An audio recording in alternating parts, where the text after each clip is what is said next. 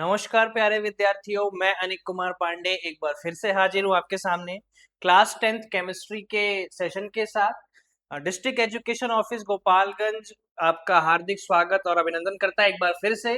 तो जैसा कि हमने अपनी पिछली क्लास में अ, सूचकों के बारे में पढ़ा था, इंडिकेटर्स के बारे में पढ़ा था, और जहाँ पे हमने देखा था कि जो सूचक हैं वो चार प्रकार के थे, जिसमें हमने प्राकृतिक सूचक को डिस्कस कर लिया था, संश्लेषित सूचक डिस्कस कर लिया था, गंधीय सूचक डिस्कस कर लिया था, और आज हमें अन्य सूचक यानी जो सार्वत्रिक सूचक यानी जो पीएच स्केल की सहायता से जो अम्ल क्षार किसी भी विलयन के अम्लीय या क्षारीय होने का जानकारी हम पीएच स्केल के माध्यम से कैसे लगाएंगे, हम इसको आज डिस्कस करने वाले हैं। लेकिन आगे बढ़ने से पहले कल हमारी एक स्लाइड स्किप हो गई थी, जिसमें हमने ये वाली, जब हमने संश्लेषित सूचक के बारे में पढ़ा था और जब गंधीय सूचक के बारे में पढ़ा था और प्राकृतिक सूचक, जब तीनों को पढ़ा था, तो उसी बीच में एक स्लाइड हमारी डाइल्यूट और कंसंट्रेटेड एसिड से संबंधित थी, यानी तनु और सांद्र अम्ल से संबंधित एक स्लाइड थी, जिसके बारे में आपको बताना था। कोई बात नहीं, आज हम इसको एक बार डिस्कस करके फिर हम चलेंगे पीएच स्केल की तरफ।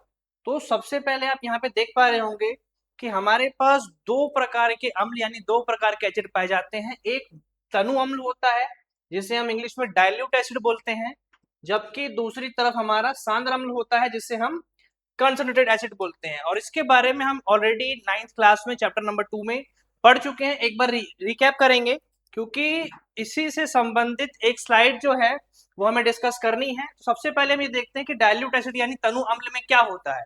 तनु अम्ल में पानी की मात्रा अधिक होती है, जबकि अगर हम सांद्र अम्ल की तरफ आए तो यहाँ पे अम्ल की मात्रा ज्यादा होती है। जैसे अगर हम फॉर एग्जाम्पल अगर 100% से उदाहरण ले, तो अगर किसी सॉल्यूशन में 50% वाटर है और 50% ही कोई एसिड है, और जब एक बार लिख के देख लेते हैं, हमारे पास दो एसिड्स हैं, एक ए एंड बी। सपोज कि एसिड 1 में वाटर और एसिड सॉल्यूशन ए में हमारे पास 50% ही वाटर है और 50% ही एसिड है, जबकि हम सॉल्यूशन बी की अगर बात करें तो वहां पे हमारे पास 30% वाटर है, जबकि एसिड की अगर हम बात करें तो वो 70% है। तो अगर इन दोनों में कंपेयर किया जाए तो जहां पे जल की मात्रा ज्यादा है वो हमारा तनु अम्ल होगा, वहीं जहां पे एसिड की मात्रा ज्यादा है, जहां पे 70% एसिड है और 30% वाटर है, वो हमारा सांद्र अम्ल यानी कंसंट्रेटेड एसिड होगा। अब आते हैं दूसरे पॉइंट पे। दूसरा पॉइंट है H पॉजिटिव आयनों की सांद्रता कम होती है। सीधी सी बात है, अगर उसमें एसिड की मात्रा कम है तो जो H पॉजिटिव आयन होंगे उनकी मात्रा भी कम होगी। वहीं अगर हम सांद्र अम्ल की तरफ आए तो H पॉजिटिव आयनों की जो सांद्रता यानी जो कंसंट्रेशन होता है वो ज्यादा होता है। वहीं तीसरी पॉइंट पे अगर आए, प्रतिक्रिया की दर कम होती है तनु अम्ल के केस में, जबकि प्रतिक्रिया की दर जो होती है वो तीव्र होती है सांद्र अम्ल के केस में। तो जैसा कि हमने कल डिस्कस भी किया था कि जो हमारे शरीर में जो HCl पाया जाता है वो किस फॉर्म में होता है, वो एक डाइल्यूटेड फॉर्म में होता है, तनु अम्ल होता है। और जबकि हम जो लेबोरेटरी में तो दोनों ही होते हैं, लेकिन जो लैब में हम प्रिपेयर करते हैं कंसंट्रेटेड H2SO4 यानी जो HCl, वो सांद्र होता है, या फिर H2SO4 सांद्र फॉर्म में भी होता है, डाइल्यूटेड भी और दोनों ही फॉर्म में होता है। लेकिन जो हमारी बॉडी में होता है वो डाइल्यूट एसिड होता है यानी तनु अम्ल होता है। सेम चीज आपको यहाँ पे इंग्लिश में मिल जाएगी। तो उम्मीद है कि आपको तनु और सांद्र अम्ल में जो डिफरेंस था एक बार आपको रिवाइज हो गया हो। ऑलरेडी हम इसके बारे में क्लास 9th में पढ़ चुके हैं। अब आते हैं, कल हमने इनके कलर के बारे में डिस्कस किया था, एक बार और देख लेते हैं। देखिए, एक पॉइंट जो हमने कल डिस्कस नहीं किया था वो ये है, लास्ट में आप इस नोट को देखिए, यह रंग परिवर्तन, एक मिनट, यह रंग परिवर्तन, ये जो रंग परिवर्तन आप यहाँ पे देख पा रहे होंगे, रसायनों की सांद्रता पर भी निर्भर करता है। कि जो हमने प्राकृतिक सूचक देखे थे जिसमें रंगों में परिवर्तन होता है, जहां पे हमने कल भी कलर के बारे में डिस्कस किया था, लेकिन आज एक बार फिर से एक बार देख लेते हैं जल्दी से कि जो हल्दी है उसके सूचक कलर क्या होता है? पीला। अम्ल के साथ, अगर अम्ल के साथ हल्दी का रंग कैसा रहेगा? पीला। अब ध्यान दीजिएगा, सांद्रता पे भी निर्भर करेगा। कभी कभार, अभी अगले केस में आते हैं, क्षार वाले केस में, कि जब हल्दी को क्षार के साथ मिलाएंगे तो वहां पे जो हमारा कलर है वो लाल भूरा।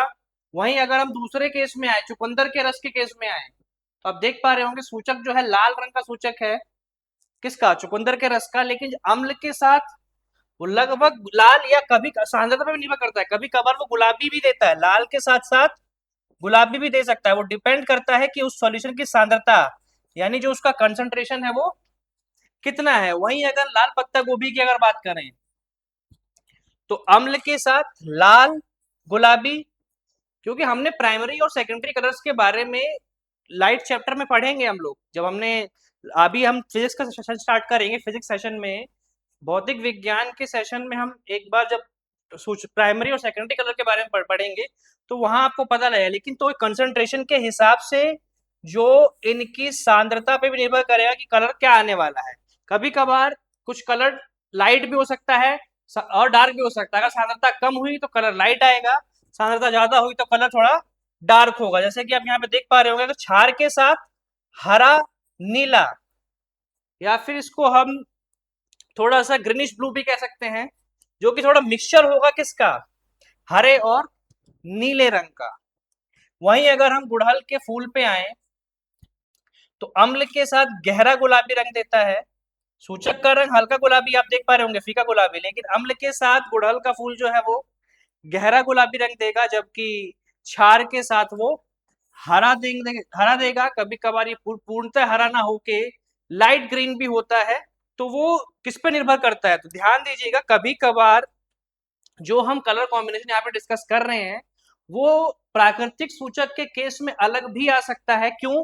क्योंकि आप इस नोट पे जरूर ध्यान देंगे कि यह रंग परिवर्तन जो है किस रसायन की सांद्रता कितनी है, तनु अम्ल है या सांद्र अम्ल है, सांद्रता के आधार पर भी इसके रंगों का निर्धारण होता है। संश्लेषित सूचक को हम कल डिस्कस कर चुके थे, कृत्रिम सूचक यानी सिंथेटिक इंडिकेटर हम डिस्कस कर चुके हैं।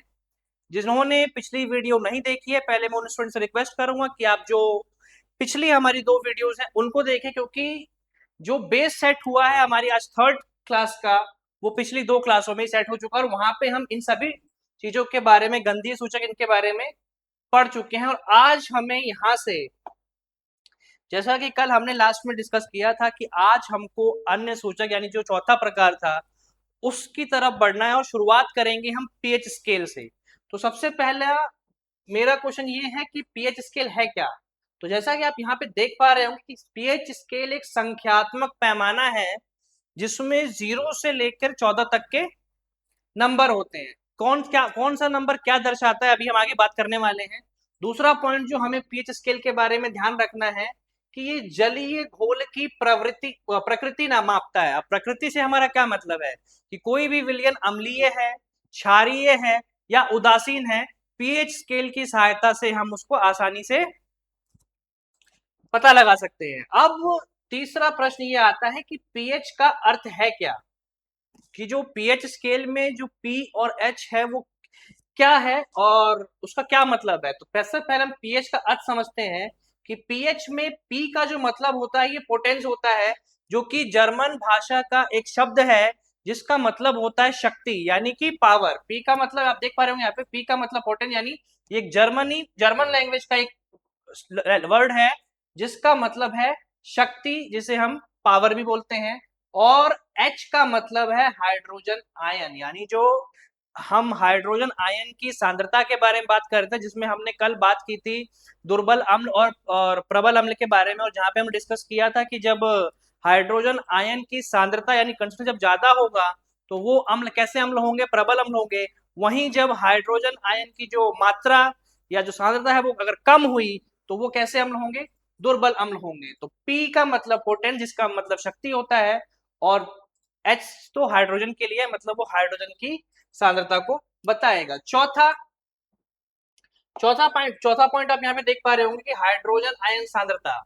अब इसको हम डिस्कस कर चुके हैं कि H पॉजिटिव सांद्रता मतलब जो हाइड्रोजन आयन का जो कंसंट्रेशन होगा वो जितना ज्यादा होगा पीएच का मान उतना कम होगा। इस पॉइंट को ध्यान रखना है। और आज ही की क्लास में मैं कुछ क्वेश्चंस भी लेके आया हूँ, जहाँ पे हम देखने वाले हैं कि कैसे हाइड्रोजन आयन की सांद्रता जब ज्यादा होगी तो पीएच का मान कम होगा। आगे हम आज की क्लास में डिस्कस करने वाले हैं। फिलहाल आपको इतना ध्यान रखना है कि जब हाइड्रोजन आयन की जो कंसंट्रेशन है, जो सांद्रता है, जितनी ज्यादा होगी पीएच का मान उतना ही कम होगा। दूसरी तरफ अगर हाइड्रोजन आयन की सांद्रता कम होगी तो पीएच का मान उतना होगा। ये दोनों एक दूसरे का उल्टा है, सीधी सी बात है। अगर सांद्रता ज्यादा है तो पीएच कम है, तो अगर सांद्रता कम होगी तो पीएच ज्यादा होगा। इसको हम काफी डिटेल में भी डिस्कस भी करने वाले हैं। अब आते हैं यहाँ पे कि जो पीएच है हमारा, ये क्या है? 0 से 100 तक की संख्यात्मक नंबर होंगे यहाँ पे। तो अगर हम डिस्कस करें कि अगर 0 से, हम यहाँ पे 3 मानदंड बना लेते हैं, 0, 7, 14। तो जहाँ पे 7 को हम सेंटर पॉइंट मानते हैं और यहाँ पे जो विलियन कैसा होता है, उदासीन होता है। अब लेस देन 7 पे आप यहाँ पे देख पा रहे होंगे, 7 से कम पे जो विलियन का जो प्रकृति होगी वो कैसी होगी? अम्लीय होगी। 7 से 14 के बीच में प्रकृति कैसी होगी? क्षारीय होगी। अभी काफी डिटेल में हम डिस्कस करने वाले हैं। और 7 पे उदासीन होता है।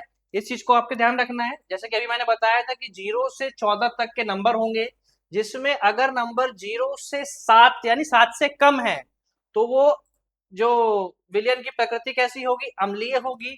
वहीं अगर हम 7 पे बात करें, 7 पे उदासीन यानी न्यूट्रल होता है। जबकि 7 से 14 तक का जो वैल्यू रहेगी, जो मान होगा, वो किस प्रकृति में आएगा? वो क्षारीय प्रकृति में आएगा। एक एक करके अभी हम आगे डिस्कस करने वाले हैं। चलते हैं अपनी नेक्स्ट स्लाइड पे। तो अब हमारा ये प्रश्न है कि ये सार्वत्रिक सूचक और पीएच मान। तो सबसे पहले सार्वत्रिक सूचक क्या है, एक बार उसको डिस्कस कर लेते हैं।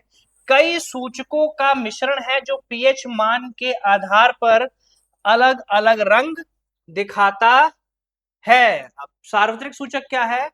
अलग कई सूचकों का मिश्रण है जो पीएच मान के आधार पर अलग अलग रंग दिखाता है। अब रंग से हम कैसे पता लगाएंगे कि अम्लीय है क्षारीय? तो आप यहाँ पे स्क्रीन पे देख पा रहे होंगे कि एक 0 से लेके 14 तक, जैसा कि मैंने अभी थोड़ी देर पहले आपको बताया था कि पीएच स्केल में 0 से लेके 14 तक के अंक होते हैं। अब हर एक अंक के आगे आप एक कलर देख पा रहे होंगे।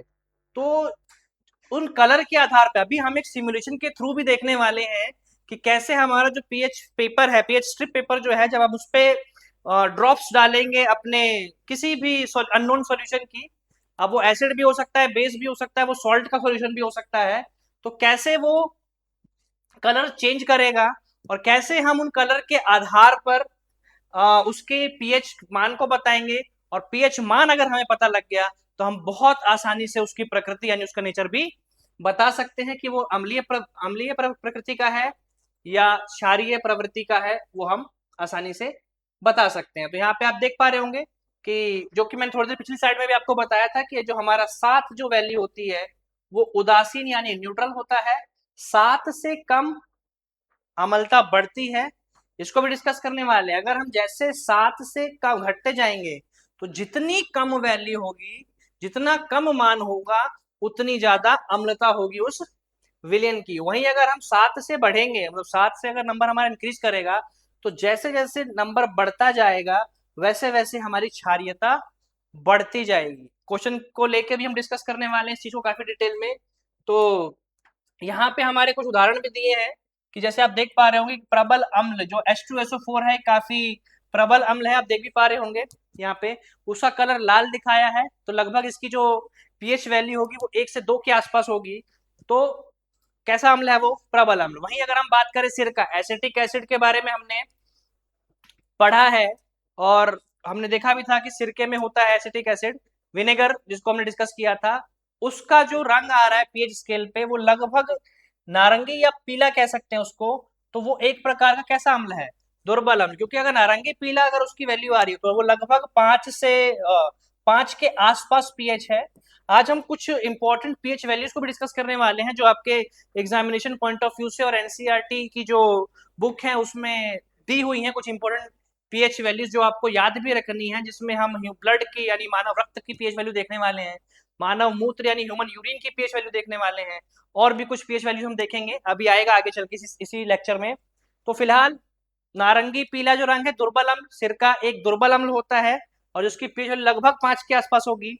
वहीं अगर हम इसकी बात करें milk of magnesia, magnesium hydroxide की बात करें अगर हम, तो ये एक दुर्बल क्षार होता है जिसका आप रंग नीला देख रहे होंगे और इसकी पीएच वैल्यू लगभग 8 से 9 के आसपास है।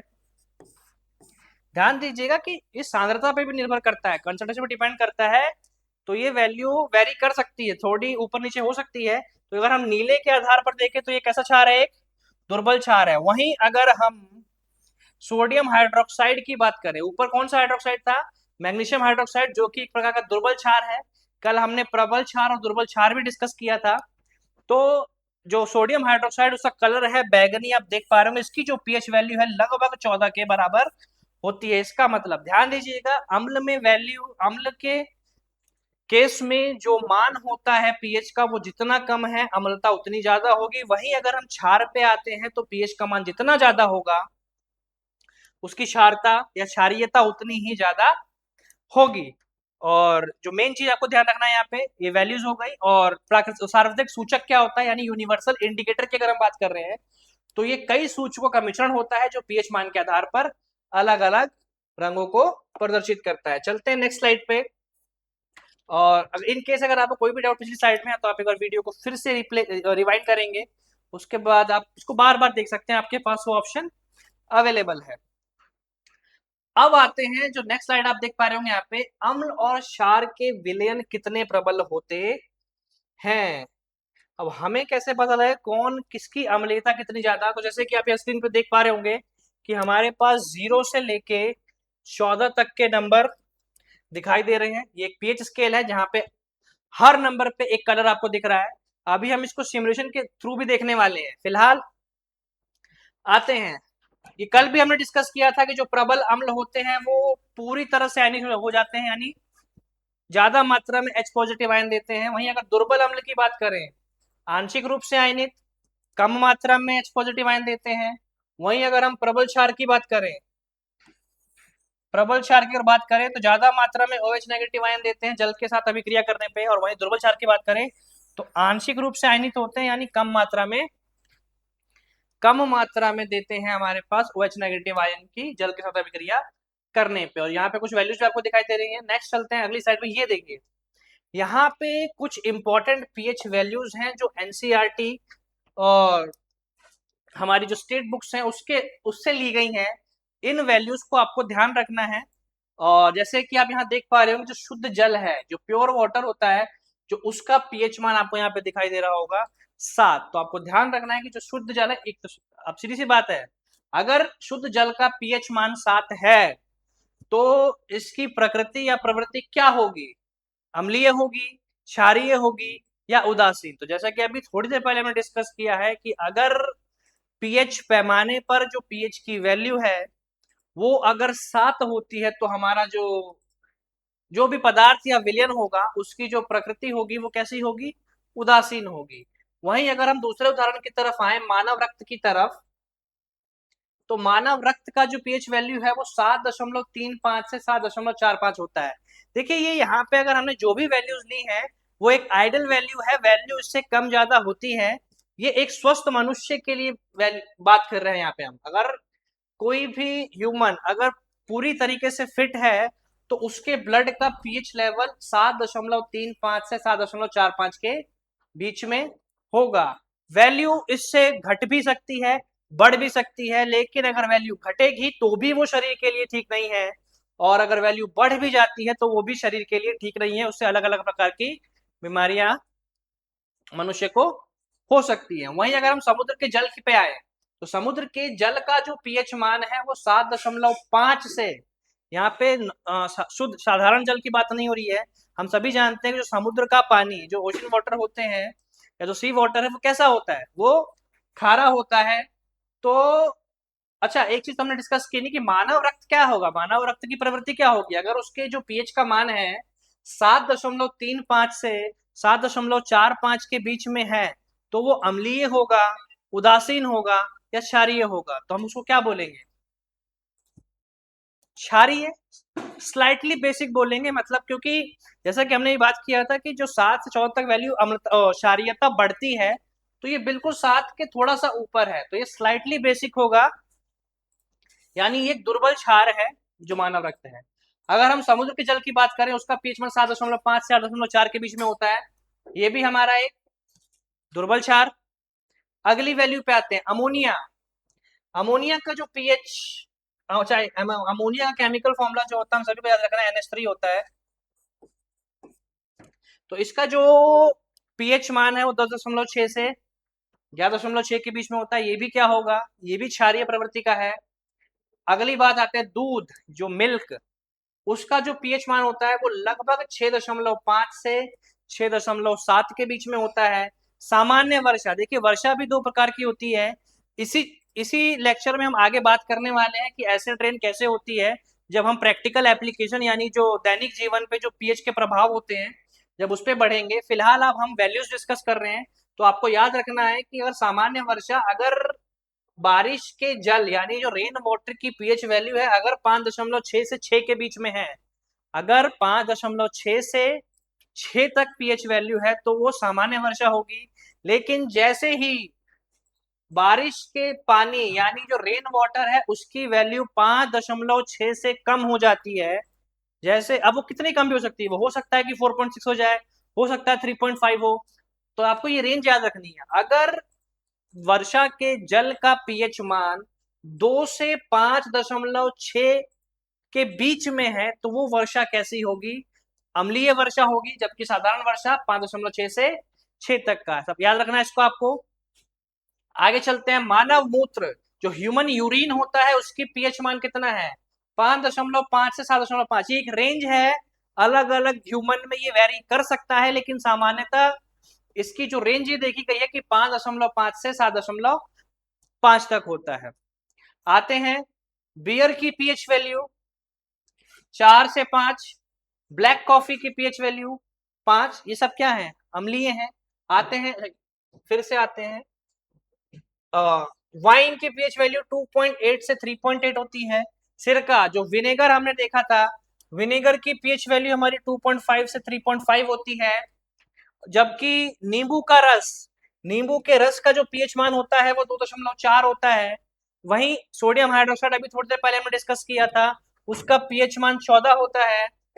और हाइड्रोक्लोरिक अम्ल का जो पीएच मान है वो 0 होता है, यानी एक प्रकार का ये काफी प्रबल अम्ल है। हाइड्रोक्लोरिक एसिड प्रबल अम्ल है क्योंकि उसका पीएच मान 0 है। वहीं अगर हम सोडियम हाइड्रोक्साइड की बात करें तो वो एक प्रबल क्षार है। टमाटर के रस का पीएच वैल्यू 4 से 4.4 के बीच में होती है। लार यानी जो सलाइवा होता है, ह्यूमन सलाइवा, उसकी जो पीएच वैल्यू है वो 6.5 से 7.5 होती है। और रक्त ये दोबारा रिपीट हो गया, ये वही रेंज है लगभग 7.35 से।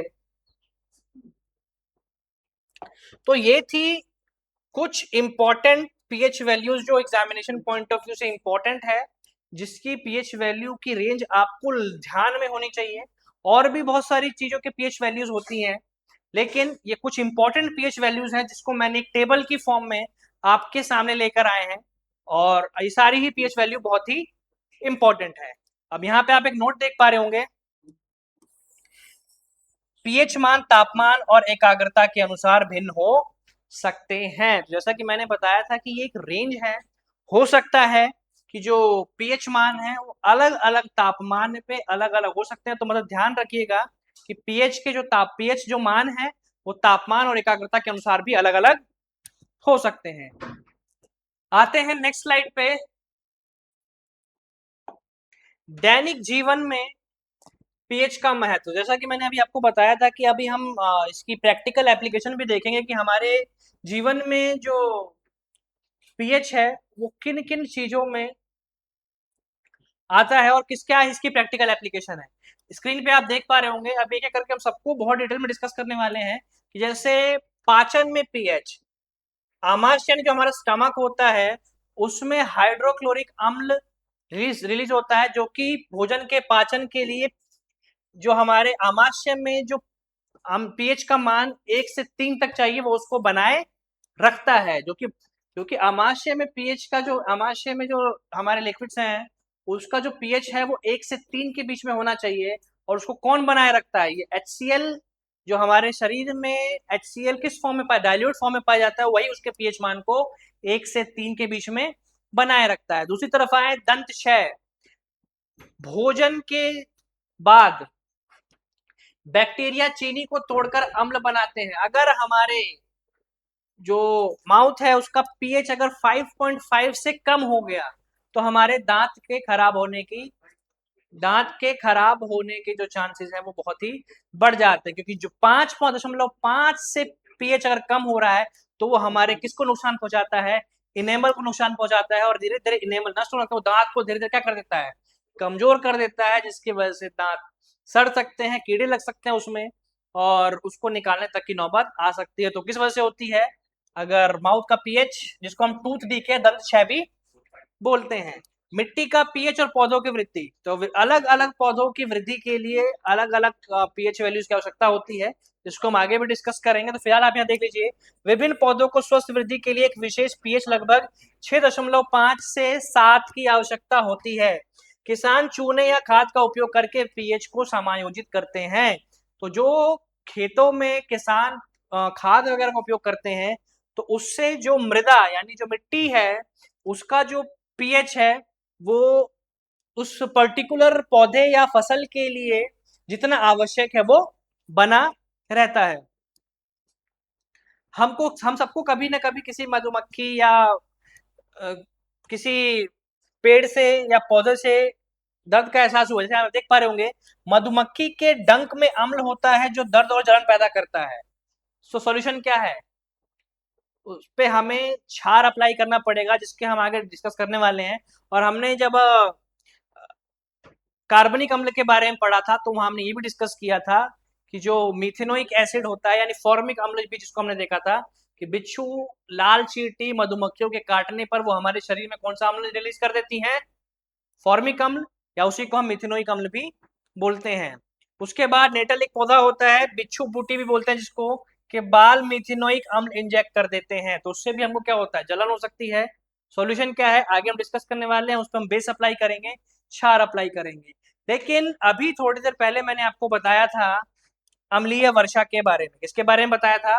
अम्लीय वर्षा के बारे में। आप यहाँ पे देख पा रहे होंगे, सबसे पहले अम्लीय वर्षा क्या है हम डिस्कस कर चुके हैं। अभी पिछली 2-3 स्लाइड पहले ही हमने डिस्कस किया था कि जब वर्षा के जल का पीएच मान 5.6 से कम हो जाता है, यानी जो बारिश के पानी की जो पीएच वैल्यू है अगर वो 5.6 से कम हो गई, हमने एक रेंज भी देखी थी अभी कि 2 से 5.6 के बीच में, तो यह सामान्य बारिश नहीं, यह तेजाबी बारिश होती है, जिसको हम बोलते हैं एसिड रेन। तो जैसा कि अभी हमने वो भी डिस्कस किया था टेबल में कि अगर वर्षा के जल का पीएच मान 5.6 से 6 के तक है तो वो एक सामान्य वर्षा है। लेकिन जैसे ही पीएच मान 5.6 से कम हो गया तो वो साधारण वर्षा ना होकर वो हो जाएगी आपकी अम्लीय वर्षा। अब इसके कारण क्या है? तो सीधी सी बात है, अगर अम्लीय वर्षा हो रही है तो क्या कारण हो सकते हैं? कैसे सामान्य वर्षा ही अम्लीय वर्षा में बदल जाती है? तो उसके दो मुख्य कारण है यहाँ पे। पहला, ज्वालामुखी विस्फोट, जिससे काफी हानिकारक गैसें वायुमंडल में चली जाती हैं, या फिर कारखानों और वाहनों से जो धुआं, जो प्रदूषण होता है उसमें काफी हानिकारक गैसें होती है। जैसे अगर मैं दो हानिकारक गैसों का नाम बताऊं अगर आपको, तो एक है सल्फर डाइऑक्साइड और दूसरी है नाइट्रोजन डाइऑक्साइड। यही दोनों हानिकारक गैसें, जैसे कि आप यहाँ देख पा रहे होंगे कि सल्फर डाइऑक्साइड और नाइट्रोजन डाइऑक्साइड कारखानों से और वाहनों से प्रदूषण के रूप में निकलते हैं। यही जब वायुमंडल में जाते हैं तो किससे अभिक्रिया कर लेते हैं? जल से। और जल से अभिक्रिया करने के बाद वो जो सामान्य वर्षा, जो साधारण वर्षा थी, वो बदल जाती है आपकी कौन सी वर्षा में? अम्लीय वर्षा में। तो कौन सी दो गैस रिस्पॉन्सिबल है उसके लिए? ध्यान रखना है, SO2 और NO2, यानी सल्फर डाइऑक्साइड और nitrogen oxide, generally nitrogen dioxide होता है। अब प्रभाव क्या होता है? तो अगर अम्लीय वर्षा होगी तो उसके क्या प्रभाव हो सकते हैं हमारे ऊपर? सबसे पहले ध्यान से देखिएगा, जलीय जीवन पर मछलियों और पौधों की मृत्यु। तो पहले जलीय जीवन पे प्रभाव देख रहे हैं हम अम्लीय वर्षा के, कि जब अम्लीय वर्षा का जो जल है वो नदियों में, तालाबों में जब वो गिरेगा तो वो सीधी सी बात है, वो जल कैसा है, वो जल अम्लीय है, जिसकी वजह से उस पानी में रहने वाले मछली और पौधों की मृत्यु हो सकती है। दूसरा, वनस्पति पर यानी जो पेड़ पौधे उन पर क्या नुकसान होने वाला है, पेड़ों और फसलों को नुकसान होता है, जो उनकी सामान्य जो ग्रोथ होती है उस पे विपरीत प्रभाव पड़ता है। दूसरा, मृदा पर, मिट्टी की उर्वरता पर, अम्लीय वर्षा अगर किसी मैदानी इलाके में अगर हुई तो जो वहां की मिट्टी होती है वो अपनी उपजाऊ जो शक्ति होती है यानी जो उर्वरता होती है उसकी, उसको खो देती है, और उर्वरता में क्या आ जाती है, कमी। और इमारतों और स्मारकों पर उसका जो क्वालिटी है, जैसे ताजमहल का उदाहरण हमने देखा है और अभी हम बहुत डिटेल में डिस्कस करने वाले हैं आगे, पर उससे पहले एक यहाँ पे हम ये देखने वाले हैं कि अम्लीय वर्षा होती कैसे है। तो जैसा कि हम सभी जानते हैं कि जल का जो रासायनिक सूत्र है वो H2O है। जब जल बारिश के रूप में नीचे आता है तो वो हम जैसे कि कारखानों और ज्वालामुखी विस्फोट हमने देखा था, वो सल्फर डाइऑक्साइड और नाइट्रोजन डाइऑक्साइड जैसी हानिकारक गैसों से वो रिएक्ट करेगा। रिएक्शन के बाद जो हमारे दो प्रोडक्ट बनने वाले हैं वो आप यहाँ पे देख पा रहे होंगे, जल और सल्फर डाइऑक्साइड के बीच में जो अभिक्रिया होगी उससे एक हानिकारक अम्ल बनेगा, वो है H2SO4।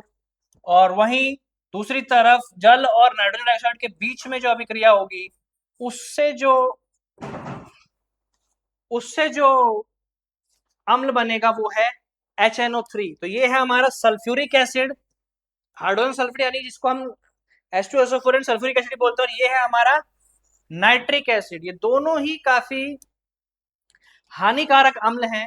यही बारिश, इन्हीं पानी में पानी के साथ अभिक्रिया करके यही दो हानिकारक अम्ल बन जाते हैं, जिसकी वजह से अम्लीय वर्षा घातक हो जाती है और जिसके हमने दुष्प्रभाव अभी थोड़ी देर पहले डिस्कस किए हैं। आइए, सेम चीज आपको इंग्लिश में मिल जाएगी। यहाँ पे आप देख पा रहे होंगे कि एसिड रेन क्या है, जब पीएच वैल्यू जो रेन वाटर की होती है 5.6 से कम हो जाएगी। और इसके कॉज क्या है, वोल्केनो इरेप्शन और pollution from factories and vehicles. Process of pollution क्या है कि जो रेन वाटर है, जो यानी जो H2O है, वो SO2 और NO2 से रिएक्ट करके दो हार्मफुल यानी दो हानिकारक अम्ल बना देता है, यानी H2O और SO2 मिलके H2SO4 यानी सल्फ्यूरिक एसिड हानिकारक अम्ल है वो बना देते हैं। वहीं अगर हम H2O को NO2 से अगर रिएक्ट करवाएं तो वहां पे भी हमारा एक हानिकारक अम्ल बनता है जो कि HNO3 है, नाइट्रिक एसिड, जो कि हानिकारक है। और यहाँ पे इफेक्ट आप देख पा रहे होंगे जो भी हमने पीछे भी डिस्कस किए थे कि एक्वेटिक लाइफ, वेजिटेशन, सॉइल और बिल्डिंग और मॉन्यूमेंट पे काफी बुरा प्रभाव पड़ता है। अब आते हैं अम्लीय वर्षा, ताजमहल का भी मैंने बात किया था कि मॉन्यूमेंट्स पे, तो आप देखिए यही वो दो हानिकारक गैसें हैं, सल्फर डाइऑक्साइड, नाइट्रोजन ऑक्साइड, हाँ या ना, जिससे हमारा क्या बन रहा था, दो हानिकारक अम्ल H2SO4 और HNO3 नाइट्रिक एसिड और सल्फ्यूरिक एसिड बन रहे थे। तो यही जब बिल्डिंगों पर या फिर मॉन्यूमेंट, जैसा कि ताजमहल का अगर हम उदाहरण लें, तो यही जब वर्षा का पानी जो अम्लीय वर्षा के रूप में ताजमहल या किसी हिस्टोरिकल मॉन्यूमेंट या बिल्डिंग के ऊपर जब गिरता है तो उससे क्या होता है, हमने ताजमहल आज अपने वास्तविक स्वरूप में नहीं है। अगर हम उसको पास से देखें, आप देख पा रहे होंगे, जैसा कि हम सभी को पता है कि ताजमहल जो है कैल्शियम कार्बोनेट यानी संगमरमर से बना हुआ है। तो ऐतिहासिक जब ताजमहल काफी सालों पहले ताजमहल कुछ इस प्रकार का, उस पूरा सफेद चमकता था, लेकिन वर्तमान स्थिति अगर उस पर हम देखें कि जो ताजमहल की है वर्तमान स्थिति, जो पहले हिस्टोरिकल व्यू था ताजमहल का काफी सालों पहले, तो वो काफी चमकदार सफेद संगमरमर का दिखाई देता था, अलग से ही चमकता था और वो पूरी तरीके से सफेद था। लेकिन अम्लीय वर्षा के कारण वर्तमान स्थिति में ताजमहल पे पीलापन और खुरदुरापन यानी येलोनेस और रफनेस ये ताजमहल पे आ रही है, जिससे संगमरमर का कैंसर या फिर जिसको हम मार्बल कैंसर भी बोलते हैं, क्या बोलते हैं, संगमरमर का कैंसर या मार्बल कैंसर भी बोल रहे हैं, तो उस पे पीलापन पड़ रहा है जो कि ताजमहल की सुंदरता को खराब कर रहा है। तो इसको ध्यान रखना है आपको। ये किसकी वजह से हुआ है?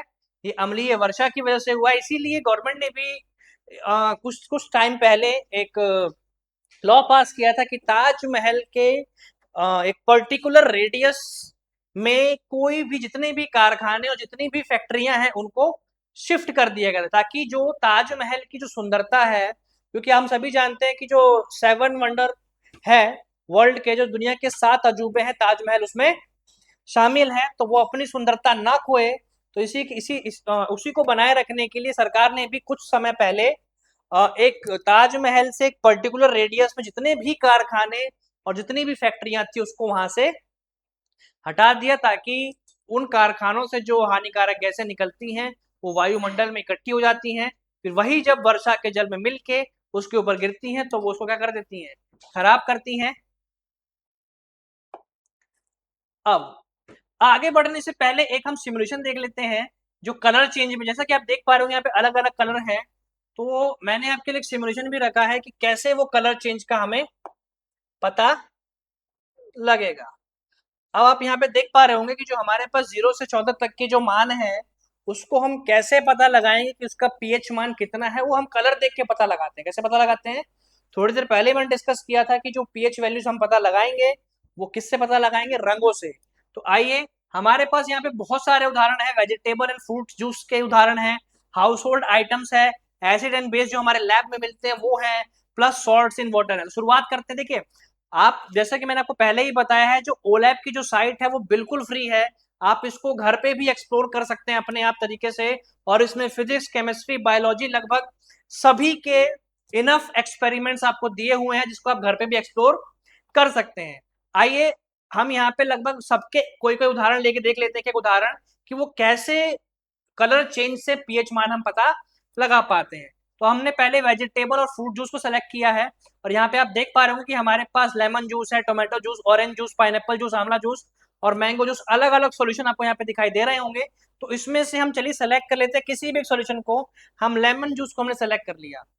अब यहाँ पे आप देख पा रहे होंगे पीएच स्ट्रिप पेपर है यहाँ पे, इस पे हम कुछ ड्रॉप्स डालेंगे किसकी? लेमन जूस के सॉल्यूशन की।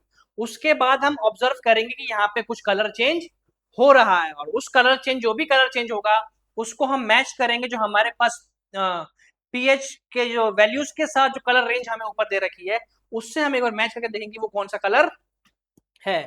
तो आइए, हम ड्रॉपर से पहले लेमन जूस के सॉल्यूशन को हमने ड्रॉपर में ले लिया है और उसको हम पेपर पे डालेंगे। देखिए, क्या यहाँ पे आपको कलर चेंज दिखाई दिया? पेपर का कलर चेंज हुआ है। अब हम इसको मैच कैसे करेंगे? अब ध्यान दीजिए, हमारे पास यहाँ पे एक कलर रेंज आपको दिखाई दे रही है। हम इन कलर रेंज को ले जाकर हम इसको मैच कर सकते हैं। तो क्या ये नंबर 2 से मैच कर रहा है?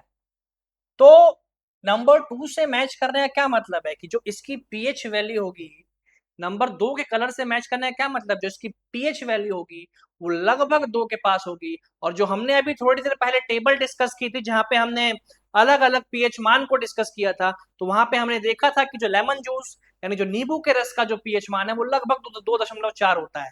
तो क्या ये वैल्यू लगभग उसके आसपास आ रही है? आया ना? आई है नहीं आई? आई है नहीं आई? आई है नहीं आई? ध्यान से देखिएगा।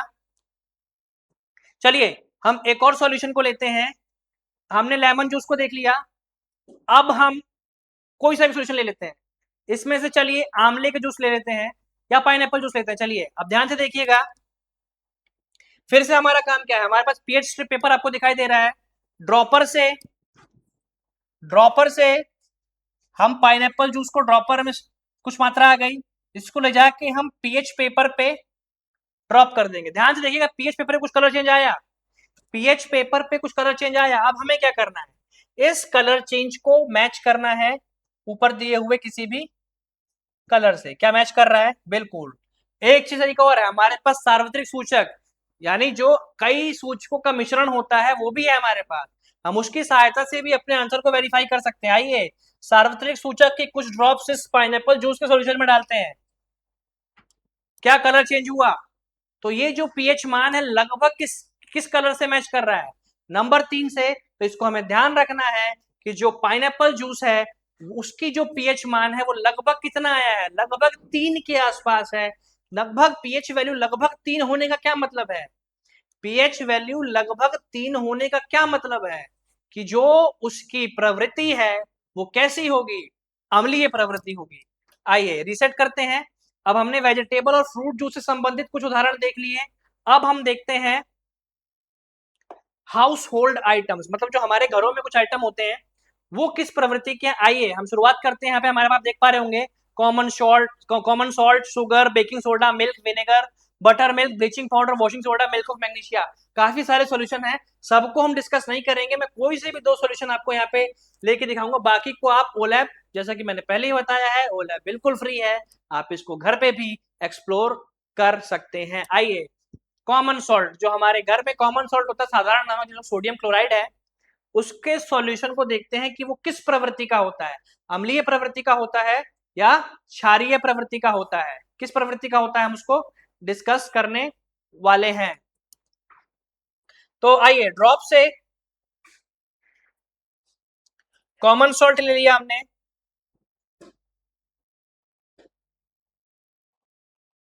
ध्यान से देखिएगा पीएच स्ट्रिप पेपर पे कौन सा कलर आया, दिखाई दे रहा है आपको, किस कलर से मैच हुआ, क्या मैच कर रहा है नंबर 7 से। और जैसा कि हम जानते हैं कि सोडियम क्लोराइड क्या है, सोडियम क्लोराइड एक लवण है। तो सोडियम क्लोराइड अगर एक लवण है तो उसका पीएच मान कितना होगा, 7 होगा। क्या उसका 7 आ रहा है, क्या हमारा ये मान मैच कर चुका है, बिल्कुल मैच कर चुका है। इसी प्रकार हम इंडिकेटर से भी देख सकते हैं, सार्वत्रिक सूचक को भी, यूनिवर्सल इंडिकेटर जो हमारे पास दे रखा है, कॉमन सॉल्ट के सॉल्यूशन में डालिए, वहां पे भी कलर जो है नंबर 7 से मैच कर गया। तो ये है हमारा पीएच स्केल का सिमुलेशन। हमने ये देख लिया कि कैसे कलर चेंज की सहायता से हम पीएच मान को बता सकते हैं। देख लिया आपने चेंज। हमारे पास और भी कुछ सॉल्यूशन है, इसको आप घर पे भी एक्सप्लोर कर सकते हैं। आते हैं हम अपने स्लाइड पे। तो यहां से हम डिस्कस करेंगे अपनी नेक्स्ट क्लास से, क्योंकि आज जो भी हमने पीएच वैल्यू डिस्कस किया, एक बार आप इसको रिवाइज करेंगे और लगभग ऑलमोस्ट हमारे पास जो सूचक हैं उनको पढ़ चुके हैं। कुछ प्रैक्टिकल एप्लीकेशन हमारी जो रह रही हैं, जिसमें हम कैसे जो अम्लीयता उसको हम दूर कर सकते हैं। अगर हमें किसी मधुमक्खी ने या बिच्छू ने या लाल चींटी ने अगर काट लिया, तो उसको काटने के बाद जो हमें दर्द और जो जलन महसूस होती है उसको हम कैसे दूर कर सकते हैं। तो एंटी एसिड क्या दूर कर सकते हैं, अलग अलग उसके सॉल्यूशन होंगे, हम डिस्कस करें उसको नेक्स्ट क्लास से। तो आज हमने स्लाइड तक डिस्कस किया है। तो अभी आपके पास, हाँ, सैटरडे की क्लास के बाद अभी आपके पास थोड़ा सा ब्रेक होगा, उस ब्रेक में आप अपने टाइम को वेस्ट नहीं करेंगे और जितने भी हमारे अभी तक 3 जो लेक्चर्स हुए हैं उन तीनों लेक्चर्स को बार बार रिवाइज करेंगे, क्योंकि जैसे ही हम अपने 4th लेक्चर के साथ आएंगे तो उसमें अब जो है कुछ टर्म्स डीपली जाने वाले, क्योंकि अभी तक हमने क्या है जो प्रॉपर्टीज और फिजिकल प्रॉपर्टीज ज्यादा डिस्कस किया है, और जिसमें हमने इंडिकेटर, एसिड बेस के फिजिकल नेचर, अब हम अगली क्लासों में आने वाले जिसमें हम उदासीनीकरण अभिक्रिया यानी जो न्यूट्रलाइजेशन रिएक्शन है उसको डिस्कस करने वाले हैं। तो वहीं से हमारा बेस सेट होगा सॉल्ट्स की तरफ, जहां पे हम देखने वाले हैं कि हमारे पास कई प्रकार के सॉल्ट होते हैं, जिसमें हमारा आपका कैल्शियम हाइड्रोक्साइड से लेकर कैल्शियम ऑक्साइड और विनेगर, ब्लीचिंग पाउडर, अलग अलग तरह के सॉल्ट भी आने वाले हैं। तो इसी चैप्टर में हम डिस्कस करने वाले हैं। तो रिवीजन करते रहिए, रिवीजन से ही आपको चैप्टर क्लियर हो पाएगा, अदरवाइज आप चैप्टर को सिर्फ वीडियो देख रहे हैं उससे चीजें क्लियर नहीं होंगी। तब तक के लिए अपना बहुत ध्यान रखिए, धन्यवाद।